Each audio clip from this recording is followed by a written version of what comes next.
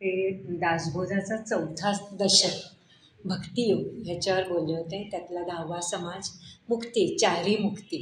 आता आज बोलणारे ते मनोबोधावर बोलणारे. सगळा मनोबोध काही मला जमणार नाही आहे, थोडा त्यातला भाग घेतला आहे, त्याच्यावर बोलणार आहे. त्याच्यासाठी पहिल्यांदा मात्र रामदास स्वामींची प्रार्थना करूया. शुका सारिखे पूर्ण ऐकायला येत आहे ना? चे वशिष्ठा परिज्ञान योगेश्वराचे कवी वाल्मिका सारिखा मान्य ऐसा नमस्कार माझा सद्गुरु रामदासा. त्यांनी समाजामध्ये शहाणपणा येण्यासाठी, शहाणपणा म्हणजे कुठल्या दृष्टीने की पोटापाण्याच्या दृष्टीने, आवाज नाही येत आहे.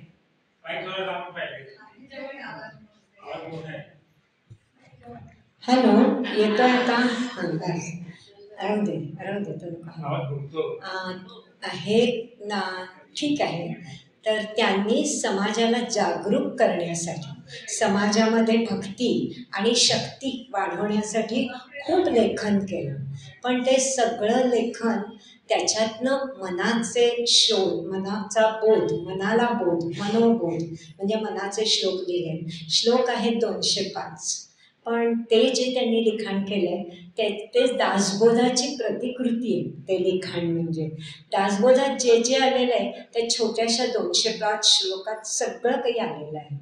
तर हे त्यांनी लिखाण करताना डोळ्यासमोर त्यावेळचा समाज, त्यावेळची सामाजिक परिस्थिती ती जी होती, कारण मोगलाई वाढत होती आणि आपल्यासारख्या सामान्य माणसांवर सगळ्या संकटांना तोंड देण्याची वेळ आलेली होती. कोणी कुठेही नदीकिनारी संध्या करायला गेले तरी ते पकडायचे, मारायचे किंवा धर्म बदला म्हणून सांगायचे. असे जे सगळे अत्याचार होते, आत्ता आपण वाचतो आहोत, टी व्हीवर पाहतो आहोत की बलात्काराचे प्रसंग येतात. तर ह्या सगळ्या, हे वाचलं की आपल्याला विषण्णता येते. टी व्हीवर ऐकलं, पेपरमध्ये वाचलं की. पण मग ह्याच्यावर उपाय काय? तर उपाय म्हणजे आपण सगळ्या समाजाला, सगळ्या समुद्रामध्ये आळ्या झाल्या तर आपण त्या छोटं घरी थोडं थोडं पाणी उकळून नाहीसं नाही करू शकत, शुद्ध करू शकत नाही. त्याच्यासाठी समाज बदलता येणार नाही आहे, आपण स्वतःला बदलायला पाहिजे. स्वतःला बदलायचं म्हणजे ह्या सगळ्याला आपण खंबीरपणाने तोंड द्यायचं. शरीर खंबीर असतं पण मन खंबीर नसतं. ते मन खंबीर कसं करायचं आहे हे त्यांनी मनाच्या श्लोकामध्ये सांगितलं. आणि ते मनालाच का त्यांनी सांगितलं तर मन हे असं आहे की ते कुठलीही कृती तुम्ही करायला घ्या, व्याख्यानाला जायचं आहे, भिशीला जायचं आहे किंवा आणखीन कुठे जायचं आहे, कीर्तनाला जायचं आहे, हा पहिला विचार तुमच्या मनात येतो आणि मग तो कृतीत येतो.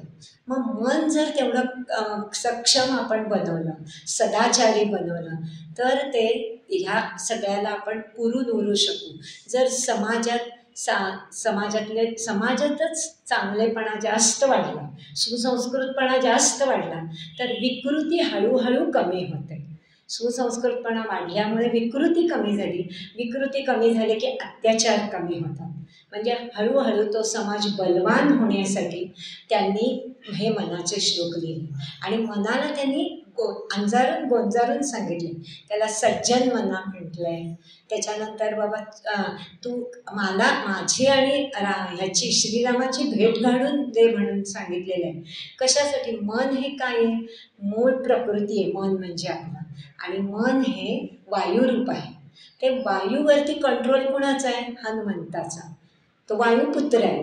मग हनुमंताला त्याने पकडलं की बाबा हनुमंता तू ह्या माझ्यासाठी उभा राहा आणि मला आणि श्रीरामाची गाठ घालून दे. तर हा जो हनुमंत त्याने जो उभा केलेला आहे सगळ्या ठिकाणी समाजामध्ये, भक्ती, शक्ती आणि युक्ती, युक्तिमतां श्रेष्ठम, आपण मनोजम मारुतुल्य वेगम त्याच्यात म्हणजे हा सगळ्यांमध्ये श्रेष्ठ आहे. तर त्याच्यासाठी त्यांनी मनालाच बोध केला की कसं असायला पाहिजे. आता श्रीराम का?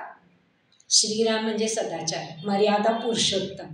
मर्यादा पुरुषोत्तम म्हटलं की आपल्या डोळ्यासमोर दुसरा कुठलाही देव न येता श्रीराम येतो. विचार चांगले का पाहिजेत? विचार म्हटलं की आपल्या डोळ्यासमोर श्रीकृष्ण येतो. का? गीतेत त्यांनी विचार दिलेला आहे. गीतेत त्यांनी सगळ्यांना सांगितलं आहे, मी तुमचं पाप घेत नाही, मी तुमचं पुण्य घेत नाही. तुमची कर्म, तुमच्या इच्छा वासना ह्याच्यातनं तुम्हाला पुढचा जन्म मिळतो. मी स्वतः तुम्हाला कुठेही जन्माला घालत नाही. आपण कधी कधी वैतागलो की देवाला म्हणतो, काय रे बाबा आम्हाला इथे आणून टाकलंयस, तर तो नाही करत आहे. तर तीच आपली कर्म चांगली होण्यासाठी, तेच त्याच्यासाठी आपले विचार चांगले हवे. आणि विचार चांगले राहण्यासाठी आपण निदान आपला वेळ किंवा सद्ग्रंथ वाचणं, जिथे व्याख्यानं चालतात चांगली असतात तिथे ऐकायला जाणं, कीर्तनं चालतात तिथे ऐकायला, त्याच्यातनं आपल्याला पुष्कळ गोष्टी घ्यायला मिळतात.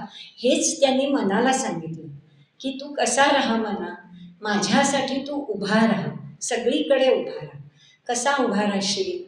तर तुम्हाला कदाचित माहिती असेल, तुम्ही सगळं ऐकायला जाता, यूट्यूबवर ऐकता, तर त्याच्यात आता हे जे मधुकर जोशी म्हणून कवी, त्यांनी एक काव्य केलेलं आहे. आणि त्यांचं काव्य हे मला वाटतं माधव बुवा रामदासी, मकरंद बुवा रामदासी यांनी ते प्रसिद्ध केलेलं आहे. तुम्हाला ऐकून माहिती असेल की प्रार्थना तुलाही देवा, तू माझ्या जवळी राहा, सदा माझ्या जवळी राहा, जिथे मी जाईन तेथे प्रेमदृष्टीने पहा. म्हणजे मी खड्ड्यात पडलो तर तू माझ्याबरोबर आहेस ना, म्हणजे तू मला वर काढशील. मला काटे टोचले, दगड टोचले, तरी तू त्याच्यातनं मला पुढे नेशील, याच्यासाठी तू माझ्याबरोबर राहा. एक माणूस एकदा रस्त्याने जात असतो, काट्याकुट्यातनं असंच जात असतो जंगलातनं, तर त्याला ना बघतो तर 2च पाय दिसतात. आता म्हणतो हां हे माझेच पाय, मी चालले. काट्याकुट्यातनं बाहेर आल्यावर त्याला 4 पाय दिसायला लागतात जंगलातनं बाहेर आल्यावर.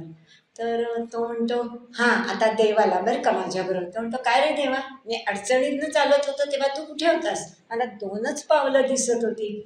तो म्हणतो अरे ती माझीच पावलं होती, मी तुला उचलून घेतलं होतं ह्या काट्याकुट्याचा त्रास होऊ नये म्हणून. म्हणजे एवढा आपला देव आपल्यासाठी करत असतो, पण आपल्याला माहीत नसतं. तो आपल्या अंतरात आहे, पण आपल्याला तो माहीत नाही. याच्यासाठी त्याचा शोध घ्यायचा आहे. आणि त्याच्यासाठी त्यांनी ते मनोबोध, मनाचे श्लोक लिहिले. त्यांची आता 3 ग्रंथ प्रसिद्ध आहेत. बाकीचं तर लेखन आहेच, पण त्याच्यात मनोबोध, दासबोध आणि आत्माराम ह्या तिन्ही ग्रंथांना प्रस्थानत्रयी म्हणतात. आता तुम्ही रेल्वे स्टेशनवरनं किंवा STमधनं गेलेलेच आहात, तिथे अनाऊन्समेंट करतात बघा, अमकी अमकी गाडी प्रस्थान करत आहे, म्हणजे सुटत आहे किंवा ती प्रवासाला जात आहे. तर आपलाही प्रवास सुरू झालेला. आपण जेव्हा मृत्यूलोकावर आलो देवलोकातनं, तेव्हा तो आपला प्रवास झालेला आहे. पण इकडच्या सगळ्या झगमाटामध्ये आपण सगळं विसरून गेलो. जन्माला येताना देवाला आपण वचन देतो, सोडव याच्यातनं, तर मी तुझा कायम ऋणी राहीन. पण आपण ते सगळं विसरतो. आजूबाजूचा झगमगाट आपल्याला अडकवून ठेवतो. आणि मग ह्याच्यातनं जर पुढे सुटायचं असेल तर काय, तर ते ह्या सगळ्या ते पुस्तकात, त्या सद्ग्रंथातनं प्रत्येक संतांनी म्हटलेलं आहे. आणि आपण आपलं मन चांगलं का करायचं आहे, तर संतांचं म्हणणं असं आहे की जिथे तुम्ही हे मन करारे प्रसन्न सर्व सिद्धीचे कारण, तुम्ही मन तुमचं प्रसन्न केलं तरच तुम्हाला त्याच्यातनं मार्ग दिसतो. आजूबाजूची परिस्थिती आपल्याला बदलता येते का? नाही. आता आपण रस्त्याने जाताना कित्येक वेळा म्हणतो गर्दी वाढली आहे, पण कोणीच ऐकत नाही. किंवा प्रत्येक ठिकाणी त्या खाण्याच्या गाड्या उभ्या असतात, आपल्याला दिसतं आहे की त्याचा त्रास होतो आहे, पण ते आत्ताची पिढी मुळीच ते ऐकत नाही, कारण त्यांच्याजवळ वेळ नाही. त्यामुळे ते काय बघतात, वडापाव खाल्ला कामाला चाललं, वेळ नाही. अशी जी परिस्थिती आपण बदलू शकत नाही, पण तीच परिस्थिती आपल्याला बदलता येणार नाही. मग आपण स्वतःला बदलायचं, म्हणजे ते ॲक्सेप्ट करायचं, स्वीकार करायचा. तुम्हाला कदाचित सरश्री हे नाव ऐकलं असेल, त्या लेखकांचं हे पुस्तक आहे स्वीकाराची किमया. म्हणजे ही जी परिस्थिती आहे भोवतालची, ती तुम्ही जर स्वीकार केलीत ना, तर तुम्हाला जास्त त्रास होत नाही. तुम्ही जर तुमच्या पद्धतीने, पूर्वीच्या पद्धतीने वागायला गेलात तर तुम्हाला जास्त त्रास होतो. हे आमच्या वेळेला असं नव्हतं बुवा, मग तो त्रास होतो आपल्याला. पण नाही, आत्ताची पिढी बदलली आहे, त्यांची कामाची पद्धत बदलली आहे, त्यांची टेन्शन्स बदललेली आहेत. आता वर्क फ्रॉम होम दिसायला काय दिसतं, घरातनं काम आहे, पण 24 तासाचे नोकर. जेव्हा तो कॉल येईल तेव्हा तुम्हाला तिथे हजर असायलाच पाहिजे. प्रत्येकीला माहिती असतील, मुली, सुना, जावई, हे सगळे ह्याच्यात अडकलेले आहेत. मुलं, हे सगळे हायब्रिड म्हणजे 3 दिवस तिकडे जा 3 दिवस इथे जा. ते रस्त्याने जाणारी गर्दी कमी करण्यासाठी खूप प्रयत्न केला जातो, पण ती काही होत नाही. ह्या सगळ्यातनं वाट काढायला आपल्याला आपल्या मनाला सांगावं लागतं, नाही, हे स्वीकार करून पुढे जा, म्हणजे तुला जास्त त्रास होणार नाही तर मानसिक त्रास आहेच आहे. तर तो टाळण्यासाठी, तो कमी करण्यासाठी, नाही तर मग रोज काय होईल, इकडून मारं आलं मलाच रडा, तिकडून मारं आलं मलाच रडा. रडायचं नाही आहे, ते ॲक्सेप्ट करायला शिकलं की आपलं रडणं कमी होतं. आपल्याला लढायला श्रीकृष्णाने शिकवलं आहे. रोजचं आयुष्य म्हणजे युद्धच आहे, त्या परिस्थितीत आपल्याला लढायला त्यांनी शिकवलं. याच्यासाठी मग मनाला काय सांगायचं, तू काय कर म्हणा. आता बघा, कोविड पुन्हा सुरू डोकं वर काढतोय. 4,000 काल त्यांनी बातम्यात सांगितले, भारतात 4,000 ते रोगी आलेले आहेत, निघालेले आहेत. म्हणजे आपण काय म्हणणार, अरे आम्ही लस टोचून घेतली होती, त्या लसीचं काय झालं, मग पुन्हा लस निघाली तर आपल्याला टोचून घ्यावी लागेल. आपली प्रतिकारशक्ती वाढवण्यासाठी जशी शरीराची प्रतिकारशक्ती वाढवायची तशी मनाची प्रतिकारशक्ती वाढवायची. आणि ती कशी वाढवायची, तुमच्या आवडत्या देवाचं नाव घेऊन ती प्रतिकारशक्ती वाढवायची. तुमच्या सकाळच्या वेळेला, पहाटेच्या वेळेला सगळं शांत असतं, कुठलेही आवाज नाही, कटकट नाही, आपली झोप झालेली असते, त्यामुळे मन शांत असतं. अशा वेळेला तुम्ही जर जप केला, कोणताही तुमच्या आवडीच्या देवाचा कुठलाही जप तुम्ही केला, तर त्या जपाचा उपयोग तुम्हाला होतो. ती प्रतिकारशक्ती म्हणजे ती लस तुम्ही टोचून घेतलीत की दिवसभराच्या ज्या कटकटी असतात त्याला मारामारी करायला आपलं मन तयार राहतं. ह्याच्यासाठीच ती प्रतिकार लस आहे, शक्तिवर्धक लस. आता आपण जर बाबा मला ना B12 कमी आहे, मला ना D व्हिटॅमिन कमी आहे, मग डॉक्टर सांगतात घ्या इंजेक्शन. मग ती इंजेक्शन आपण शरीरासाठी घेतो. मनासाठी तुम्ही केलेला जप हे तुमचं एक प्रकारची प्रतिकार शक्ती वाढवणारी लसच आहे. ते इंजेक्शन टोचून घेऊन तुम्ही बाहेर वावरलात ना आपल्या रोजच्या प्रपंचात, तर तुम्हाला त्रास कमी होतो. आणि ते एक प्रकारचं आपलं कव्हर आहे. ते कव्हर तुम्ही जर सकाळी उठलात आणि ते जर केलं तर त्यांनी तुम्हाला एक मानसिक शक्ती मिळते आणि ती शक्ती लढायला तुम्हाला उपयोग होतो. रात्री घरी झोपायच्या वेळेला तुम्ही अरे आजच्या दिवसात हे सगळं घडलं, मी कसं ह्याला तोंड दिलं, तो माझ्याबरोबर आहे ना, त्याच्यामुळे मी तोंड देऊ शकले. हे जे आहे हे ह्या मनाच्या श्लोकातनं ह्यांनी केलेलं आहे. रामदास स्वामींनी समाजाच्या पुढे ते श्लोक ठेवले. ते श्लोक म्हटल्या गेल्यानंतर ज्या वेव्ज निर्माण होतात, आपण इथे गीता म्हणतो, ज्या वेव्ज निर्माण होतात त्या शक्तिवर्धक गीतेच्या वेव्ज आपल्याला सगळ्यांनाच उपयुक्त होतात. आपल्याला माहिती आहे आता इथे एकादशीला गीतेचं पठण होतं, सगळ्यांनाच यायला जमतं असं नाही. कोणी घरी करतं, कोणी इथे येतं, पण त्याच्यातनंही काही लोक असतात की जे मनाच्या म्हणजे इंद्रियांच्या आहारी जातात. ज्यांचं मन सक्षम आहे ना ते बाजूलाच सरतं या गोष्टी, सगळ्यांनाही साधू शकत.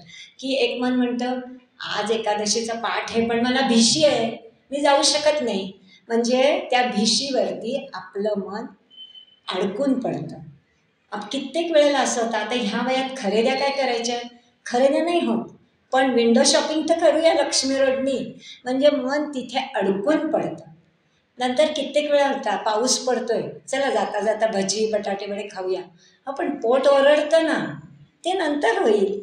म्हणजे आपलं मन ह्या सगळ्यात अडकून पडतं. ह्याला वासना म्हटलेलं. या आपल्या ज्या इच्छा आहेत, वासना आहेत, आणि जन्म जो होतो ना आपल्याला या वासनांच्यामुळेच होतो. मग या वासनातनं बाहेर पडायचं आणि त्याच्यासाठी ती नामस्मरणाची लस टोचून घ्यायची की ज्याच्यामुळे हळूहळू मन एकदम होणार नाही आहे तयार, ते तयार नसतंच.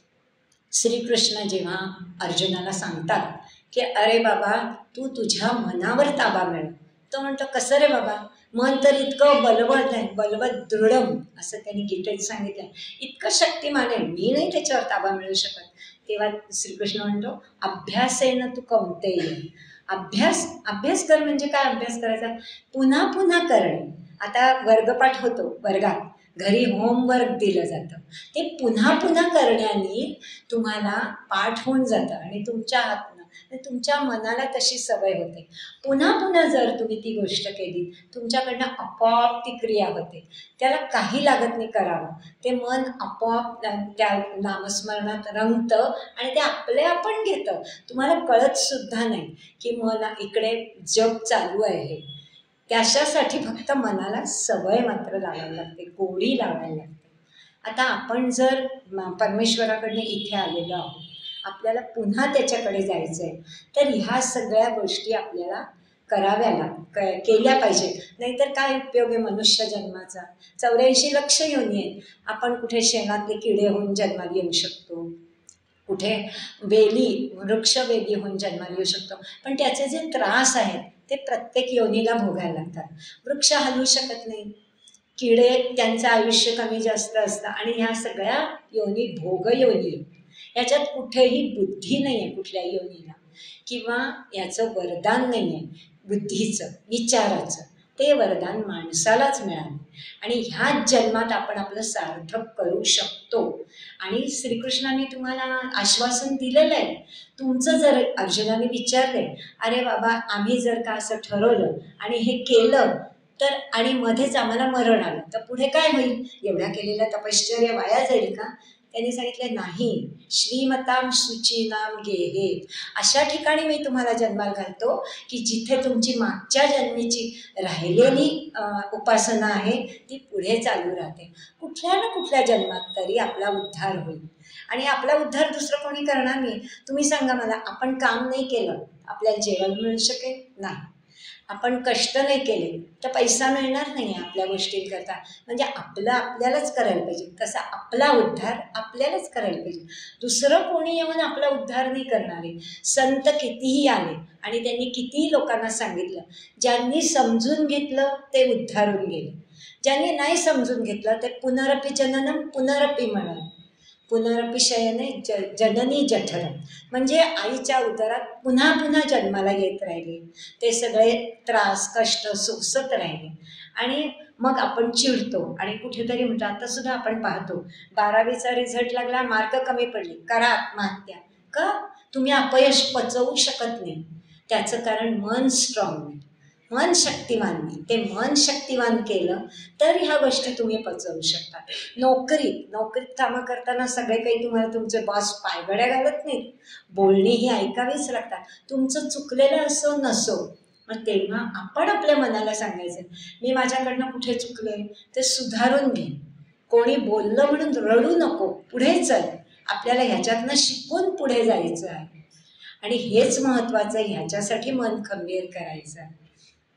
खंबीर मन आणि खंबीर शरीर कशालाही तोंड देऊ शकतं.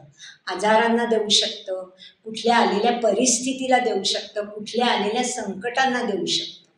त्यामुळे ह्या 2 गोष्टी आपल्याला सुदृढ ठेवण्यासाठी त्यांनी हे सद्ग्रंथ जे आहेत ते याच्यासाठीच आहे. याचं वाचन पण याच्यासाठीच आहे.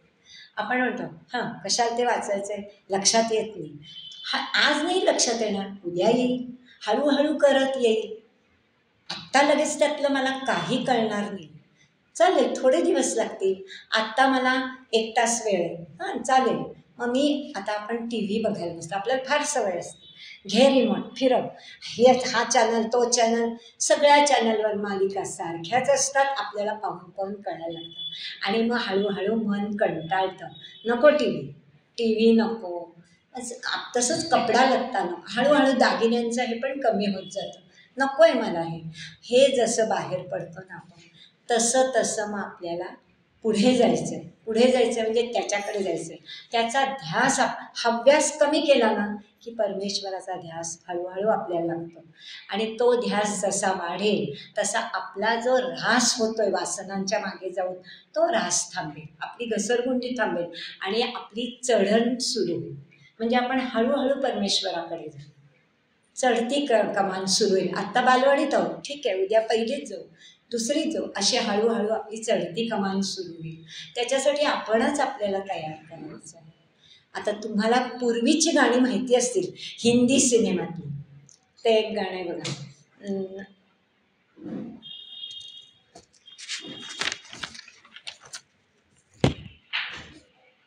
लागा चुनरी में दाग. हे जे गाणं आहे, चुनरी म्हणजे काय आहे, आपले आत्मा, आपलं मन, त्याला दाग लागलेला आहे. घर जाऊ कैसे बाबुल से नैने मिलाऊ कैसे, हे जे आहे ते मैली हो गई मेरी चुनरिया. म्हणजे इथे मी आल्यामुळे, ह्या संसारात प्रपंचात अडकल्यामुळे सगळं माझा शुद्ध आत्मा तिकडून येताना इथे अशुद्ध झालेला आहे. त्याला शुद्ध करायचं आणि त्याच्या शुद्धीकरणासाठीच ही नामस्मरणाची गोळी आहे. ती घ्यायची रोज एक. आपण बीपीला घेतो, डायबेटीसला घेतो, तशी ही एक गोळी रोजची घ्यायची आहे. आणि त्या गोळीचा उपयोग आपल्याला इतका होणार आहे, आपल्याला कळणार सुद्धा नाही. आपल्या मनाने स्वीकारलेलं आहे की ह्यातून आपल्याला बाहेर पडायचं आहे, शुद्ध व्हायचं आहे. आणि ही शुद्धी हळूहळू पुढेपर्यंत आपल्याला त्याच्यापर्यंत पोचवणारच आहे. नाही असं कधीही होणार नाही. आता तुम्ही जर पाहिलं तर कबीराचा सुद्धा एक दोहा आहे की बाबा, मन चंगा तो कठोती में गंगा. तुमचं जर मन साफ असेल, शुद्ध असेल, तर गंगेकरता तुम्हाला तिथे जायलाच नको आहे. तुमच्या वागणुकीतनं, तुमच्या वर्तनातनं, तुमच्या गुणातनं त्या आपोआप दिसणार आहे. आणि ज्या वेळेला आपण आपल्या आवडत्या देवाचं नामस्मरण करतो ना, त्याची मूर्ती आणा, त्याचा फोटो आणा, काही डोळ्यासमोर आणा आणि त्याचे गुण आठवा. आणि ते तुम्ही कीर्तनातनं ऐकलेलेच असतात, प्रवचनातनं ऐकलेले असतात. ते गुण जर तुम्ही आत्मसात करायला लागला की बाबा मी त्याचा भक्त होणार आहे, मी त्याच्या जवळ जाणार आहे. कसा जाणार तो आणि मी कसे एक, जे गुण माझ्यात आले तरच मी त्याच्यापर्यंत जाऊ शकतो. त्याचे गुण आता सगळ्यांशी तो सम वागतो. तुम्ही निसर्ग बघा, ऊन सगळीकडे पडतं, सूर्य उगवला की उजेड सगळीकडे पडतो. तो असं नाही म्हणत मी फक्त डोंगरावर पडतो, मी फक्त तळ्यावर पडतो, मी फक्त नाही, तसं होत नाही. पाणी, निसर्गाने येणारा पाऊस सगळीकडे सारखा पडतो. आंब्याच्या बागेवर जास्त पडेल आणि कारल्यावर कमी पडेल असं नाही, सगळीकडे सारखा पडतो. आपल्या मनाशी तपासून बघा, मी सगळ्यांशी सारखी वागते का, सारखी वागते का? नाही, माझ्यात अंतर असतं. काही मैत्रिणी माझ्या खूप जवळच्या असतात, काही नातलग माझे खूप जवळचे असतात आणि काही लोक उंबऱ्याच्या बाहेरचे असतात. मग मी हळूहळू समजून घेतलं पाहिजे की नाही, मला सुद्धा हळूहळू सगळ्यांच्यात समरस व्हायचं. आता काही वेळेला अशा घटना घडतात की एखादा माणूस आपल्याला बोलतं आणि ते आपल्या मनात कायमचं राहतं. हा बोललाय ना, ठीक आहे, उद्या माझ्यावर वेळ येईल, उद्या मी याला परत करीन, मी विसरत नाही ते. हे विसरणं हे फार महत्त्वाचं आहे. मी ते लक्षात ठेवते आणि त्याला पुन्हा ठेवून देते. नाही, हे कधी मी सुधारणार नाही, सुधरू शकत. म्हणून त्या एका लेखिकेने म्हटलेलं आहे की तुमच्या मनात परमेश्वर कधी येईल, तुमच्या मनामध्ये हे असलेले दगड आहेत ना, हे काढून टाका. हे असे आठवणीचे, दुसऱ्याबद्दलच्या वाईट आठवणींचे दगड आहेत, ते काढून टाका, ते काटे काढून टाका. आणि जमीन सुपीक झाली तर कुठलाही वृक्ष चांगला वाढतो. तसं तुमच्यामध्ये परमेश्वर येईल, आपणहून येईल. तर काही सांगायला लागणार नाही, तर बरोबर येईल. पण त्याच्यासाठी आपल्याला आपली मशागत करायला पाहिजे आणि आपणच आपल्याला घडवायला पाहिजे, दुसरं कोणी येत नसतं. ह्याच्यासाठी ह्याच्या मनाच्या श्लोकात समर्थांनी प्रभाते मनी राम चिंतित जावा, पुढे वैखरी राम आधी वदावा. म्हणजे त्यांनी राम म्हटलंय, त्यांचं लाडकं दैवत श्रीराम. तुम्हाला जे दैवत आवडत असेल त्याचं तुम्ही नाव घेऊ शकता. प्रभाते मनी, प्रभात म्हणजे सकाळची वेळ. तर सकाळची वेळ शांत असते. की आपल्या आयुष्यात आपण पहाट कधी आणणार आहोत? आपल्या अज्ञान बाजूला सारू, तो अंधकार बाजूला सारू आपण ज्ञान जेव्हा आणू, तेव्हा ती प्रभात आपल्या मनात येईल, आपल्या आयुष्यात येईल. आणि ती प्रभात प्रत्येकाने आणायची. सगळे आणू शकतात, पण थोडं एखाद्याबद्दल आपल्या मनात राग असतो, तो त्याची परिस्थिती समजून न घेतल्यामुळे असतो. एखाद्या वेळेला तुमचं वागणं बरोबर असतं, पण मी तुम्हाला समजून घेतलेलं नसतं, मी माझंच बरोबर धरते. तुमच्या जागी मला ठेवून मी जर तुमच्या वागण्याचा विचार केला तर मला तुमचं वागणं पटायला लागतं की अरे त्या वागल्या ना त्या दिवशी ते बरोबर होतं, चूक नाही आहे, मला चुकीचं वाटलं. असं जेव्हा मी तुम्हाला समजून घ्यायला शिकेन, दुसऱ्याला समजून घेणं हे जेवढं आपल्याला जमेल तेवढं आपल्याला संसार सोपा वाटायला लागेल, प्रपंच सोपा वाटायला लागेल, अवघड वाटणार नाही. आहेत कटकटी आहेत, अडचणी आहेत, सगळ्यांनाच आहेत, पण त्याच्यातनं थोडं थोडं पुढे जायला पाहिजे. आणि ते पुढे आपण जाऊ केव्हा? ह्याच प्रकारातनं जाऊ शकतो. आता माझ्यापेक्षा तुम्ही कित्येक जणांनी मोहन चितळे, शंकर अभ्यंकर सगळ्यांची व्याख्यानं ऐकलेली आहेत. म्हणजे माझ्यापेक्षा तुम्ही लोक ज्ञानी आहात, त्यामुळे मी तुम्हाला काय सांगणार आहे? काहीच नाही. कारण हे सगळं तुम्ही अभ्यास केलेला आहे, तर तो फक्त प्रत्यक्षात उतरवायचा आहे. हे सगळं तुम्ही ऐकलेलं, एवढ्या मोठ्या मोठ्या लोकांची व्याख्यानं ऐकलेली, त्यामुळे हे सगळं तुम्ही ऐकलेलं, ते फक्त उपयोगात आणायचं. ते जेवढं तुम्ही उपयोगात आणाल तेवढं तुमच्या आयुष्याला आकार तुम्ही देऊ शकता. तुमच्या आणि आपल्याला त्यांनी सांगितलंय, आता कर्माचा सिद्धांत जे पुस्तक आहे हिराभाई ठक्करांनी लिहिलेलं, त्याच्यात त्यांना श्रीकृष्णाला जेव्हा पांडवांचा जय होऊन श्रीकृष्ण धृतराष्ट्र आणि यांना भेटायला येतात पांडवांनी, तेव्हा चटकन धृतराष्ट्र विचारतो, धृतराष्ट्राच्या या आधी ते युद्धभूमीवर जातात, पहिल्यांदा भीष्माचार्यांना भेटतात. तेव्हा भीष्माचार्य म्हणतात, का रे श्रीकृष्ण माझ्यावर ही वेळ का आली? काट्यावर झोपवलंस तू मला 6 महिने. भीष्माचार्यांना हे दिलेलं असतं वर त्यांच्या वडिलांनी, शंतनू राजांनी, की तू स्वतः ब्रह्मचर्य पाळणार आहेस आणि मला लग्न करायचं आहे हिच्याबरोबर, तर तिच्या मुलांना गादी द्यायला तू तयार झालास, म्हणजे तू एवढा मोठा त्याग करतोस माझ्यासाठी, म्हणून मी तुला वर देतो इच्छामरण. आणि इच्छामरण खरं ते त्यांना शाप ठरतं. इच्छामरण हे त्यांना दिलेलं असल्यामुळे ते जेव्हा पडतात धारातीर्थी त्यावेळेला मग त्या बाणांची शय्या करून देतात त्यांना, आणि त्याच्यावर ते झोपलेले, पाण्याचा अर्जुन सोय करून देतो सगळं. ते श्रीकृष्णाला विचारतात, ही वेळ माझ्यावर का आली? तेव्हा भीष्माचार्यांना श्रीकृष्ण सांगतात, 50 जन्मापूर्वी, काही जन्मापूर्वी तुझ्याकडनं एक घटना घडलेली, एक पाप घडले. कोणतं पाप? लहान असताना सरड्याला मारून त्याला तू बाभळीच्या वनात टाकलेलंस, काटेरी वनात, आणि त्याला काटे टोचले त्या जीवाला, हे आता तुला टोचतंय. म्हणजे आपल्याला माहीत नसतं आपल्या हातनं काय घडलेलं आहे, आणि ते धुवून जाण्यासाठी आपण ह्या गोष्टी करायच्या. सद्ग्रंथाचं वाचन, नंतर ऐकणं, सत्संग म्हणजे ऐकणं जिथे जाऊन, नंतर साधना म्हणजे जप. तो जप तुम्ही सकाळी पहाटे उठून केला तर ती साधना. ह्या सगळ्याचा आधार घेऊन आपण पुढे जायचं आहे. पहाट, त्याच्यासाठी आपण आपल्या आयुष्यात पहाट आणायची.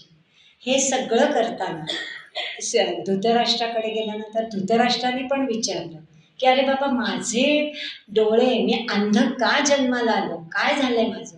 तेव्हा त्यांनी सांगितलं, तू 50 जन्मापूर्वी फासेपारधी होतास, मला सगळी पाखरं आणि हे मिळावं, या हाव जी असते ना ती माणसाला रसातळाला नेते, त्या हवेमुळे तू हे राहिलास अंधळा, आणि जितकी पाखरं मेली, त्या मुलाची जी पाखरं मेली ती 100 पाखरं होती. ती 100 पाखरं हे पाप वाट बघत होतं, कधी तुला 100 मुलं जन्माला येत आहे आणि आम्ही कधी तुझ्यावर हल्ला करतो, हे पापच वाट बघत होतं त्यांचं. म्हणजे आपल्याला माहीत नसतं आपल्या हातनं पूर्वी काय घडलेलं आहे, आणि ते घडून जातं, ते तेव्हा काहीही कळत नाही, आणि त्याचे भोग आपण आत्ता भोगत असतो. हे जर शांतपणाने आपण समजून घेतलं ना, तर आपण बारक्या बारक्या गोष्टीला चिडणार का नाही. आपण सारखं म्हणत असतो देवाला, का तुम्हाला हे जन्माला घातलंस? मी सगळे उपास करते, सत्यनारायणाची पूजा करते, सगळं काही करते, माझ्या घरातल्या देवांची पूजा, तरी माझ्या वाट्याला हे का? तर हे जर समजून घेतलं की कुठेतरी आपण चुकलेलो आहोत आणि ते आपल्याला फेडायचं आहे, तर ते आपण आत्ताही फेडू शकतो. शांतपणाने फेडू शकतो. आणि जेव्हा तुम्ही शांतपणाने विचार कराल ना, तेव्हा तुमची कृतीसुद्धा चांगली होते. संकटात सुद्धा तुम्हाला ती कृती चांगली घडते तुमच्या हातनं. किंवा नाही, संकट आलं तरी मी डगमगणार नाही आहे आणि वेडीवाकडी कृती करणार नाही.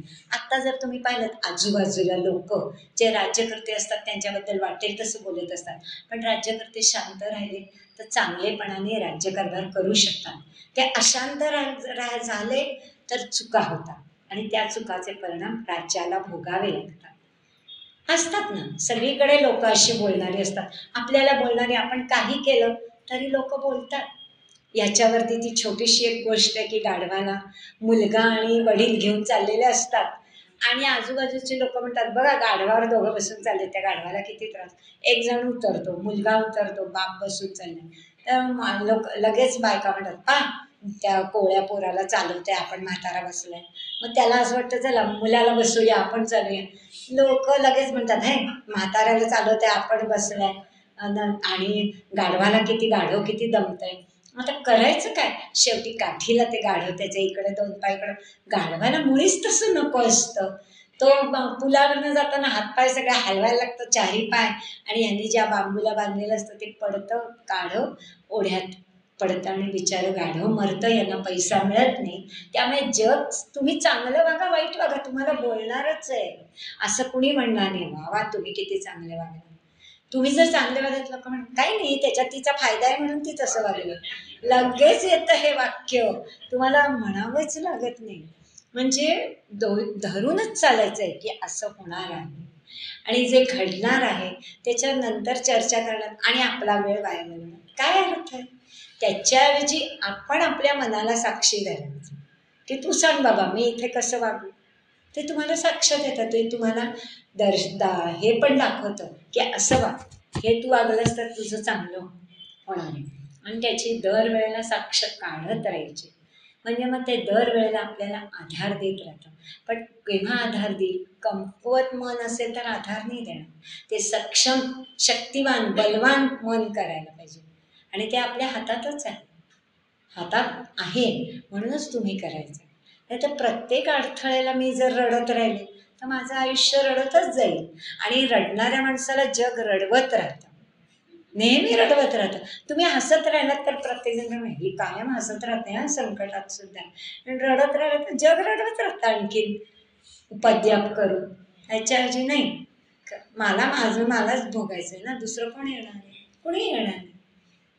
हा माझा हातपाय दुखतात, तेल लावलं, हां मला अमकं होत आहे, गोळी घेतली, पण मला उभं राहायला पाहिजे, माझ्यासाठी उभं राहायला पाहिजे.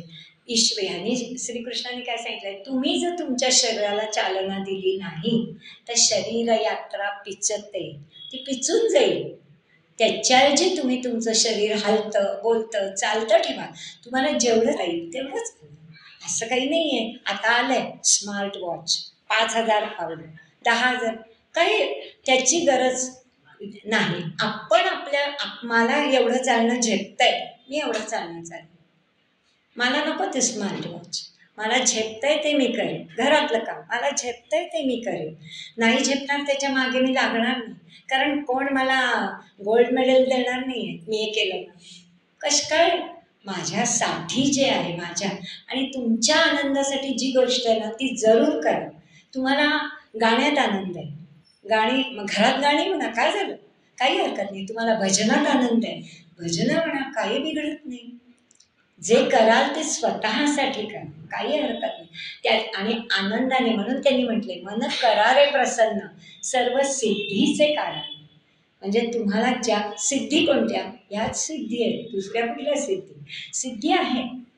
आर्यमा, गणिमा, महिमा या सगळ्या अष्टसिद्धी आहेत आणि योगी लोकांना त्या मिळतात. स्वतः रामदास स्वामींना पण या अशा सिद्धी प्राप्त झालेल्या होत्या.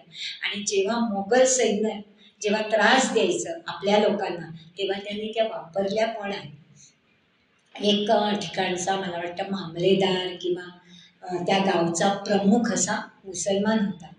त्यांनी ह्यांच्या माणसाला अटक केलेली, का ते नदी किनारी बसून संध्या करत होते, त्याला पकडलं आणि आत टाकलं. तेव्हा त्यांनी रामदास स्वामींचा धावा केला. धावा केल्याबरोबर ते तिथे हजर राहिले आणि ते म्हणाले, काय बाबा तू काय याला त्रास देतोयस? त्याला रामदास स्वामी दिसले नाही, फक्त त्यांच्या भक्तांना दिसत होते. म्हणजे ते अदृश्य रूपाने आलेले होते त्या कारागृहात. कारागृह बंदच होतं, फक्त तो मामलेदार आतमध्ये होता आणि ठाणेदार, आणि ज्याला आतमध्ये ठेवलं होतं ती व्यक्ती आत होती. फक्त छडी फिरत होती आणि त्या मामलेदाराला फटके बसत होते. तो ओरडत होता, मला माणूस दिसत नाही, मला कोण मारतंय? मग शेवटी त्यांनी याचे पाय धरले. तुझा कोण गुरु आहे?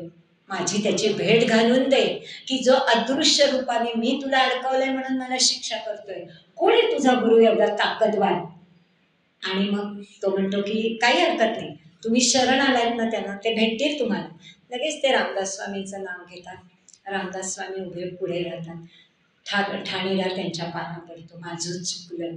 ते म्हणाले, आमची माणसं आमच्या धर्माचं काम करणार नाही तर काय करणार? तुम्ही का त्यांच्यावर बळजबरी करताय? इथून पुढे तो म्हणाला, मी इथून पुढे असं वागणार नाही. आणि मग यांना तो सोडून देतो. अशीच एका ठाणेदाराची कथा आहे.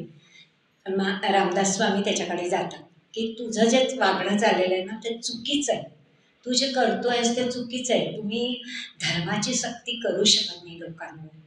ज्याला त्याला आपापल्या धर्माने वागू दे. आपला धर्म म्हणजे काय? हो, मी जन्माला आहे मुलगी म्हणून, मुलीचं कर्तव्य काय ते मी करायचंय, तो माझा धर्म. मी लग्न होऊन गेले बायको म्हणून, पतीच्याकडच्या लोकांची म्हणजे सासरच्या लोकांची जे काही सेवा असेल, जे काही कष्ट असेल ते करणं माझं काम आहे, तो माझा धर्म आहे. मी मग सासू झाले तर सुनेशी कसं ते मी वागणं, तो माझा धर्म आहे. किंवा घरातल्या लोकांशी कसं वागणं, तर पुरुषांचं मुलगा म्हणून, बाप म्हणून, आजोबा म्हणून, ही जी तुमची आहेत ही वागणं, त्या अनुसरला आपली जी भूमिका आहे त्या भूमिकेला धरून वागणं म्हणजे धर्म. धर्म म्हणजे काय? तर ते त्यांच्यावर तुम्ही अत्याचार करू नका. तर तो म्हणतो, तू कोण सांगणार आम्हाला, तुझं काय काम आहे? हे तर नुसतं लंगोटी लावूनच असायचंय ना, काय होतं त्यांच्याकडे? तर माझं काम नाही आहे ना, मग मी सांगतो ते तू करू शकशील का? हो करू शकतो म्हणला, तू काही सांग, आम्ही काही करू शकतो, आम्ही बलवान लोक आहोत म्हणूनच इथे तुमच्यावर राज्य करतो. हरकत नाही, कर म्हणला. ह्या जागेतनं मी तिथे जातो, तू जाऊ शकत असशील तर ये तिथे. ते जे किल्ला असतो त्या किल्लेदार येतो, किल्ल्याला त्या बुर्जाला एक छोटं होल असतं. ह्यांनी रामदास स्वामींच्याकडे अष्टसिद्धी असतात, ती लघिमा म्हणून ती जी सिद्धी आहे त्याने ते छोटं लघुरूप घेतात आणि लघुरूपाने ते बाहेर पडतात आणि पलीकडे जाऊन तिकडे उभे राहतात आणि ते म्हणतात, चल मी आलोय, तू ये. हे त्याला येत नाही. आणि मग तो म्हणतो, तुमची योगसिद्धी जी आहे ती मला कशी येईल? तर तो म्हणतो, कशी येईल म्हणजे तू चांगलं वागणाऱ्यांना सगळ्या सिद्धी मिळतात. नाही म्हणतो, मी माझा धर्म बदलतो. तुमच्या धर्मातल्या संतांना, योगींना ह्या जर सिद्धी मिळतात तर मी माझा धर्म बदलतो. रामदास स्वामी म्हणतात, नाही, गरज नाही आहे तुझा धर्म बदलायची. तू ठाणेदार आहेस, जे तुझं काम आहे ते तू कर. लोकांवर बळजबरी करून त्यांचा धर्म बदलायला लावू नकोस. या तुझ्या कामातूनच तुझा उद्धार होईल, फक्त बळजबरी करायची. त्यामुळे सिद्धीचा उपयोग त्यांनी पैसे मिळवण्यासाठी केला नाही. त्यांचे एक शिष्य होते मुसळराम म्हणून. ते मुसळराम शिष्य एका त्यांनी ऐकलं होतं की एक कीर्तनकार काय करतो, त्यांनी धूत वश केलेलं आहे आणि ते जे म्हणजे कानात ते येऊन धूत बोलतं आणि ते धूत आपण सांगू तसं वागतं. लोकांना वश करून म्हणजे लोकांनी आपल्याला हे करावं, मानावं, याच्यासाठी त्यांनी ते धूत वश करून घेतलेलं असतं. यांच्या कीर्तनाला तो मुसळराम जातो. त्यांनी ऐकलेलं असतं लोकांच्याकडनं. तो काय आहे एवढं या कीर्तनकारामध्ये? तर ते कीर्तनकार कीर्तनाच्या मध्ये पेढे असं म्हटल्यावर वळून पेढे पडतात. दुसऱ्या वेळेला तो म्हणतो शिरा. लोक बघतच राहतात की शिरा आणि पेढे यांच्याकडनं मिळतात, घेतात सगळे. मुसळराम म्हणतो, ठीक आहे, काही हरकत नाही म्हणतो. दुसऱ्या ठिकाणी त्याचे कीर्तन असतं, त्या मुसळराम तिथल्या ते जे कर्णपिशाच असतं त्याला पकडतो. आणि कारण रामदास स्वामींचा शिष्य असल्यामुळे त्यांनाही त्या सिद्धी असतात आणि त्याला बांधून ठेवतो. जर म्हणला त्यांनी हाक मारली तू आलास तर यात राहा, तर तो म्हणतो बरं बाबा मी येणार नाही, तुला याच योनीत ठेवीन मग मी माझ्या शक्तीने. बरं म्हणतो मी नाही येणार. मग कीर्तनकार ओरडतो पेढ आहे, तर वरनं शेण पडतं. दुसऱ्या वेळेला त्या कीर्तनकाराला कळत नाही, दुसऱ्या वेळेला ओरडतो गोड शिरा, त्याबरोबर सगळी घाण पडते. लोक तिथनं निघून जातात. मग त्याला वाईट वाटतं की हे का असं झालंय. मग तो कर्णपिशाच्याला बोलवतो. कर्णपिशाचे येत नाही, मुसलराम तिथे हजर असतो. तो म्हणतो बुवा कीर्तनासारखं पवित्र काम तुम्ही असं का करता. चांगल्या रीतीने लोकांना सांगा, लोक आपोआप येतील. तुम्ही जी तुमची पद्धत आहे ना हे पाळायचं ती बदला. तर तो म्हणतो अरे बाबा मला लोक जास्ती यायला हवी आहेत, त्यांनी माझी जी आरती असते त्याच्यात जास्त पैसा टाकायला हवी. का तर माझ्या मुलीचं लग्न आहे आणि मला पैसा हवा आहे. तर तो म्हणतो काही हरकत नाही, मग माझ्या गुरुकडे चला. माझ्या गुरुकडे चला. रामदास स्वामींकडे घेऊन येतात आणि म्हणतात तुमची जी वाणी आहे ना ती चांगल्यासाठी वापरा. देवाचे गुण सांगा, देवाच्या लीला सांगा, देवाचं कर्तृत्व सांगा. हे प्रकार करू नका कर्णपिशाच्या हाताला धरून. असं करा, मी तुम्हाला विधा दिली, प्रत्येक कीर्तनाला विधा दिली. तुमच्या मुलीचं लग्न आहे ना आपण करू, तुम्ही त्याची काळजी नका करू, पण समाजात हे पसरवू नका. ही घाण आहे, ही घाण असता कामा नये. मग आलेले लोक त्या आशेने येतात, पेढे मिळतात. तुमचं ऐकायला आली पाहिजेत लोक. त्याच्यासाठी त्यांनी 1200 कीर्तनकार त्यावेळी तयार केले आणि ते सगळीकडे पाठवले का प्रचारासाठी. लोकांच्यात हा प्रचार व्हायला पाहिजे. लोकांच्या मध्ये चांगली वर्तणूक, सुसंस्कृत समाज तयार व्हायला पाहिजे. जेव्हा सुसंस्कृत समाज तयार होतो तेव्हा आपल्या प्रवृत्ती असतात, त्या वाईट प्रवृत्तींना तो तोंड देऊ शकतो समर्थपणे. आता बघा आपली माऊली ज्ञानेश्वर महाराज, त्यांना लोकांनी किती त्रास दिला, पण त्यांनी पसायदान काय मागितलंय. वक्रता जाओ, वाईट बुद्धी जाओ, ती माणसं मरो असं नाही ते म्हणले. त्यांनी जे पसायदान मागितलेलं आहे त्याच्यात कुठेही असं म्हटलेलं नाही, लोकांच्या कल्याणासाठीच त्यांनी मागितलं. म्हणून तर त्यांना माऊली म्हटलं. कीर्तनकारांनी असंच केलं पाहिजे आणि प्रवचनकारांनी सुद्धा. तुम्ही पैशाच्या मागे न लागता माणसांच्यावर संस्कार करण्याच्या मागे लागा. कारण आज माणसं इतकी गांजून गेलेली आहेत परिस्थितीने, तर त्याच्यासाठी तुम्ही असं करा.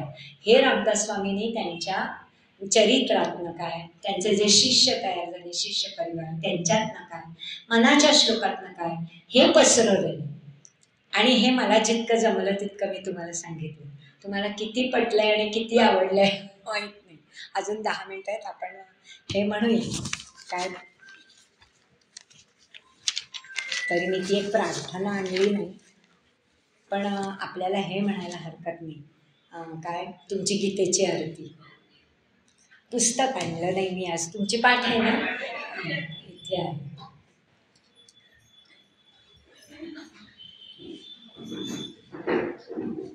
ते एक जण उठून गेले, मला वाटलं 6 वाजले. सारं आलं तुला सांगायला विसरले मी, मला आणून द्यायला हवे ते पुस्तक गीतेचं.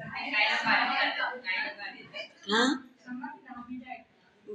बरं ठीक आहे. ते उठले ना, मला वाटलं वेळ होऊन गेला.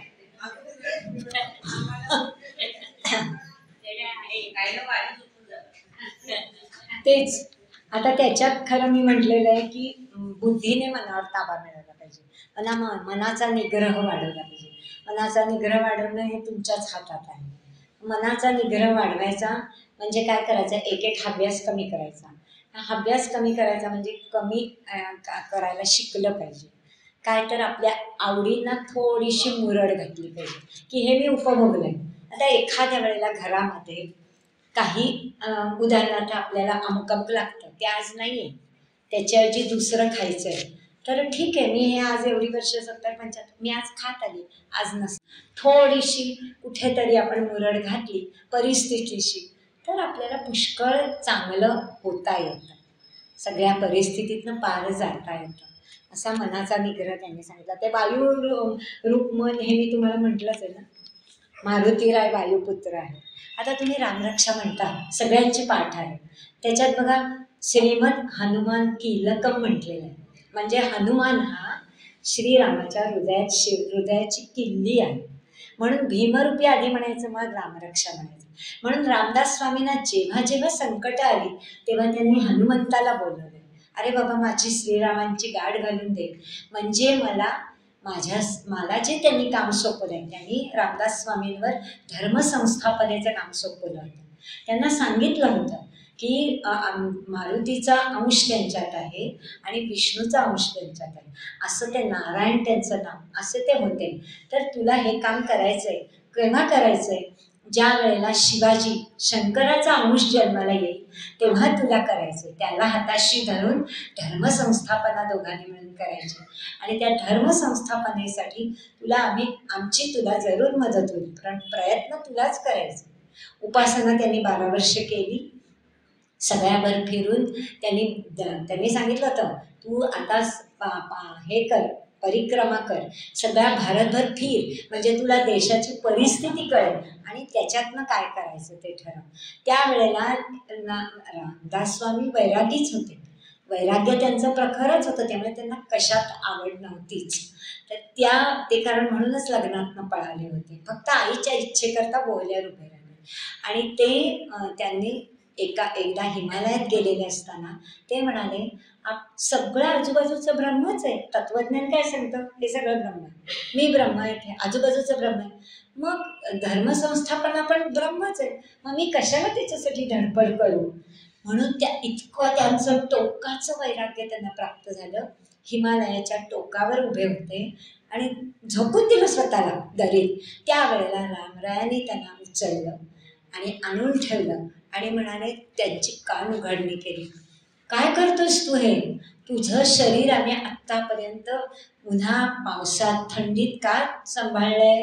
तर तुला धर्मसंस्थापना करायची, त्याच्यासाठी तुझा जन्म आहे, हे तुला सांगितलेलं आहे. ते काम सोडून जायचं नाही आहे. पण ते म्हणतात, रामराया, अरे वैराग्य म्हटलं ब्रह्मच जर सगळं आहे तर मी काय करू? ब्रह्म सगळं असलं तरी ह्या प्रपंचात, या पृथ्वीवर मायेने जे निर्माण केलेलं आहे, तुला कळते ही माया आहे, सामान्य माणसांना कळत नाही ही माया आहे. ते अडकतात ह्याच्यात. त्यांना ह्याच्यातनं बाहेर काढायचं. त्यांना बाहेर काढण्यासाठी, त्यांचं संरक्षण करण्यासाठी तू आणि शिवाजी महाराज यांनी धर्मसंस्थापना करायची. आणि श्रीकृष्णाने म्हटलेलंच आहे, यदा यदा ही धर्मस्य ग्लानिर्भवति भारत, तेव्हा मी येणारच आहे जन्माला. आणि जेव्हा सज्जन लोकांना त्रास होईल तेव्हा दुर्जनांचं पारिपत्य करण्यासाठी मी येणार. म्हणजे ते मदत करतातच आपल्याला, पण आपण थोडं पुढे गेलं पाहिजे तर ते आपल्याबरोबर येते. नाहीतर ते कसे येते? कित्येकदा आपल्याला असा अनुभव येतो की आपण म्हणतो सुद्धा, मला वाटलं नव्हतं माझ्याकडनं हे घडेल, पण ते होऊन जातं. चांगलं कार्य असतं, तुम्ही करायला घेतलेलं असतं आणि आधी धाकधूक वाटत असते, एवढं मोठं कार्य मी करते, कसं होणार? पण तुम्हाला मदत मिळते, ते कार्य पूर्ण होतं आणि मग शांत बसल्यानंतर हे कार्य माझ्याकडनं झालं. हे लोक मदतीला आले म्हणून झालं, पण मुख्य मदतनीस तो असतो. तो आपल्यात आहेच, पण आपण त्याचा शोध घेण्याचा प्रयत्न करत नाही. तो शोध घेण्याचा प्रयत्न केला की मग आपण हळूहळू त्याच्याजवळ जातो. तर रामदास स्वामींनी मग ठरवलं की नाही, आता मी हे सगळं पाहिलंय, तेव्हा मी नक्की हे काम करेन. पाहता पाहता ते शिखांचे गुरु गोविंद सिंग यांच्याकडे जातात की आणि ते गुरु गोविंद सिंगांच्या जेव्हा ह्याच्यात जातात मठामध्ये, तेव्हा तिथे तलवारी पाहतात. ते म्हणतात, तुम्ही धर्माचं काम करणारे आपण योगी होत, तलवारी कशासाठी? ते म्हणतात, धर्माच्या रक्षणासाठी तलवारी पाहिजेत, नाही तर धर्माचं रक्षण होणार नाही. आपण नुसतं चांगलं वागून उपयोग नाही. आपल्याला जर कोणी त्रास दिला तर त्याला एक थोबाडीत देता आली पाहिजे. ते आत्ताचंच उदाहरण आहे, सिंदूर जे प्रकरण झालेलं आहे ते त्याच्यासाठीच आहे. तुम्ही आम्हाला छळलं तर आम्ही पण तुम्हाला थप्पड मारू, आणि ही थप्पड आपल्या मनगटात येण्यासाठी आपल्याला या तलवारींची आवश्यकता आहे. ते जेव्हा परत येतात हे सगळं बघून रामदास स्वामी तेव्हा ठरवतात, आता हनुमंताची उपासना, हनुमंताची मंदिरं सगळीकडे उभी करायची. कारण का? शक्ती पण पाहिजे, म्हणून ती गदा पण पाहिजे त्याची लढाईला, आणि बुद्धी पण पाहिजे, आणि शक्ती पण पाहिजे, आणि भक्ती श्रीरामाची, सदाचार श्रीरामाचा, आणि विचार श्रीकृष्णाचा. आणि जेव्हा आपण हे सगळं करतो तेव्हा आपल्याला लक्षात येतं आपले विचार सुधारायला लागतात आणि आपल्या पुढे जेव्हा निर्णयाची वेळ येते तेव्हा असंच होतं. श्रीकृष्ण पुढे अर्जुनापुढे जशी वेळ आली की हे जे महाभारताचं युद्ध आहे करू का नको, त्यालाही मोह होतोच की हे सगळे माझे नातलग आहेत, अशी परिस्थिती आपल्या आयुष्यात सुधारते, कित्येक वेळेला येते. त्यावेळेला निर्णय घ्यायला आपलं मन सक्षम पाहिजे, आपलं मन विचारी पाहिजे. ते विचारी मन असेल तरच ते योग्य निर्णय घेऊ शकतात. आणि मग नंतर काही दिवसांनी आपण कधीच म्हणतो अरे मी त्यावेळेला घेतलेला निर्णय बरोबर होता बरं का, हे असं घडलं. आणि नाहीतर काही वर्षांनी आपण म्हणतो हे त्यावेळेला आपण चूक केली त्यामुळे त्याची फळं आता आपण भोगतोय. म्हणजे विचारी मन, विचार जर असले आपले तर आपण ह्याच्यातनं बाहेर पडू शकतो. आणि ते विचार चांगले येण्यासाठी आपल्याला वाचनाची पण गरज आहे, ऐकणे. आता तर खूप सोपं झालं आहे, मोबाईलवरती यूट्यूबवर सगळं काही येतं. पण काय होतं सांगू का, डोळ्यांवर ताण येतो डोळ्यांवर ताण येतो. म्हणून मग आपल्याला ऐकायला जाणं बरं वाटतं की मोबाईलवरचं वाचण्यापेक्षा ऐकायला गेलेलं जास्त बरं. आणि ते ऐकल्यामुळे आपल्यात पण हळूहळू सुधारणा होते. फक्त ते असं होता कामा एक साधू असतो त्याच्याकडे 3 मूर्ती असतात, बाकीचे शिष्य असतात ते जातात त्याच्याकडे, या मूर्ती कोणत्या आहेत काय. एक मूर्ती असते तिच्या ते म्हणतो बघा मूर्तिकाराच्या मूर्ती असतात, पण साधू त्या 3 मूर्ती निवडतो आणि आपल्याकडे घेऊन जातो. त्याच्याकडे शिष्य शिकायला असतात, दाखवतो या सगळ्या मूर्ती आणि ह्या मूर्तीतनं तुम्हाला काय लक्षात येतं. तर एक शिष्य म्हणतो एक जी मूर्ती आहे त्याच्यातनं ह्या कानात घातलेली तार इकडून निघून जाते, म्हणजे आले वारे आणि गेले वारे, त्यामुळे काही उपयोग नाही. दुसरी तार आहे ती पोटात जाते, तोंडातनं बाहेर येते, म्हणजे आपली बडबड वाढते, प्रत्यक्षात कृती होत नाही. आणि तिसरी तार आहे ती हृदयात स्थिर बसते, म्हणजे तो विचार आपल्या मनात स्थिर झालेला आहे, त्यानुसार आपण कृती केली पाहिजे. ते त्या शिष्याला सांगतात. यातली जी मूर्ती तुम्हाला कुठली योग्य वाटली तर हृदयात स्थिर होणारी तार ती आम्हाला योग्य वाटते आणि त्याप्रमाणे तुम्ही वागा तुमच्या आयुष्यात. ही शिकवण तुम्हाला कायमची आयुष्यभर राहील. तसंच ते त्या गुरूंकडे काही शिष्य असतात, त्या शिष्याला ते म्हणतात तुम्हाला आता मी सगळं शिकवून झालं आहे, आता माझं काही शिकवायचं राहिलं नाही, पण मला तुमची परीक्षा घ्यायची, तर मी तुम्हाला पाखरं देतो, कबुतरं देतात प्रत्येकाला, आणि जिथे कोणी नाही तिथे तुम्ही ही मारा जाऊन. बरं म्हणतात, जातात सगळे मारून येतात लगेच 10 मिनिटात. एक जण आलेला नसतो, तो बारीक तोंड करून येतो. सगळे हसतात, काय रे तुला अजून पाखरू मारता आलं नाही? तर तो म्हणतो नाही. तर ते गुरु त्याला विचारतात काय झालं बाळा? तर तो म्हणतो अहो जिथे मी जातो तिथे देव आहेच ना, कुठलीही जागा अशी नाही की जिथे तो नाही. तुम्ही सांगितले कोणी पाहत नाही, तो पाहतोय, मी कसं मारू पाखराला? तेव्हा ते गुरु म्हणतात हा जो तुम्हाला बावळट वाटणारा मुलगा आहे ना, ह्यालाच मी आत्तापर्यंत शिकवलेलं तत्वज्ञान समजलंय, तुम्हाला काही समजलेलं नाही. कारण सगळीकडेच तो भरलेला आहे. 11व्या अध्यायामध्ये त्यांनी त्याचं विश्वरूप दर्शन दाखवलंय.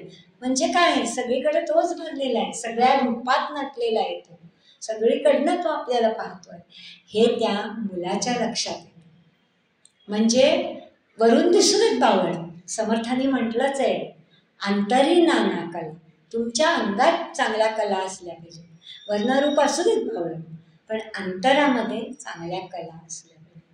आणि त्या कला तुमच्या तुम्ही वाढवा, तुम्हीच आता ते पै नाहीत का आपले सद्गुरू पै, त्यांचं वाक्यच आहे वामनराव पैंचं, तुम्हीच व्हा तुमच्या जीवनाचे शिल्पकार. हेच त्यांनी सांगितलं, मी वेगळं काहीच सांगत माझं स्वतःचं काही. तर अशा दृष्टीने आपण हे पुढे करू शकतो. आणि मला जेव्हा वाटेल ना किंवा आपण मनोबोधातलं आणखी काही सांगू, तेव्हा जरूर तुम्हाला आवडत असेल माझं बोलणं, तर जरूर मी काही श्लोक घेऊन अभ्यास करून तुम्हाला सांगायला जरूर येईल. तर त्यामुळे आता प्रार्थना